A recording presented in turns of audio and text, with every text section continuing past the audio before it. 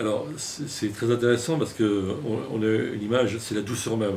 Hein, cette jeune femme qu'on appelle Laura dans la campagne de publicité du ministère de l'Éducation nationale. Elle est là, elle a un sourire un peu jocondard, elle a l'air très paisible, très sereine. Et la publicité nous dit qu'elle va accomplir son rêve, qu'elle va devenir enseignante.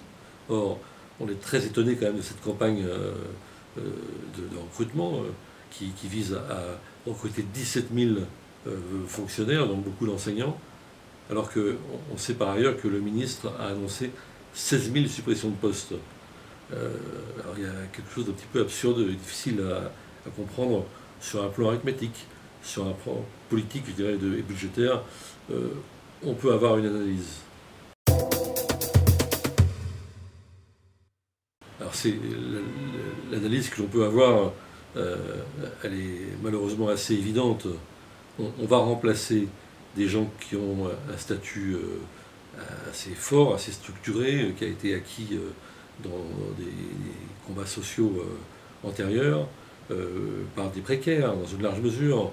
On va remplacer une formation qui était elle aussi très structurée dans les IUFM par une formation souvent gratuite sur le tas, c'est-à-dire dans les classes, où les gens vont à la fois se former entre guillemets et en même temps remplacer quelqu'un. Donc on voit bien qu'il y a une énorme économie qui est visée derrière cela, et au fond, c'est la même politique qu'en Grèce et en Espagne, heureusement pour l'instant de façon un peu plus douce, sous les traits de Laura, avec ce papier glacé, cette belle publicité, mais en réalité il s'agit de rétablir l'équilibre budgétaire de l'État sur le dos des fonctionnaires, et en particulier sur les enseignants, qui quand même plutôt qui devrait être la prunelle de nos yeux.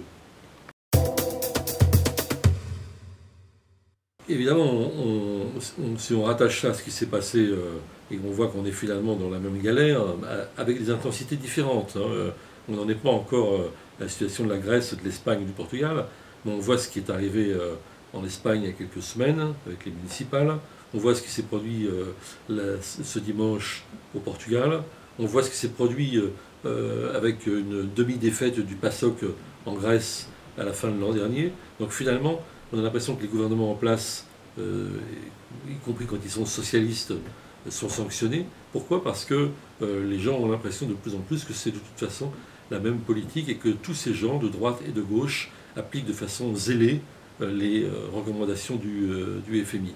Et on a quelque chose de très grave pour la démocratie, c'est-à-dire qu'on a l'impression qu'il y a une sorte de mécanisme gauche-droite, une alternance comme ça, machinale, qui se passe finalement dans l'indifférence des peuples. Et qu'est-ce qui arrive? Eh bien, c'est que les peuples, ne se sentant plus représentés, plus défendus, cherchent d'autres voies. Et on a les indignés, et on a peut-être d'autres formes qui peuvent être parfois d'ailleurs inquiétantes, populistes ou autres, mais qui sont aussi parfois très réconfortantes, c'est-à-dire précisément ces grandes manifestations auxquelles on assiste en Grèce et en Espagne actuellement.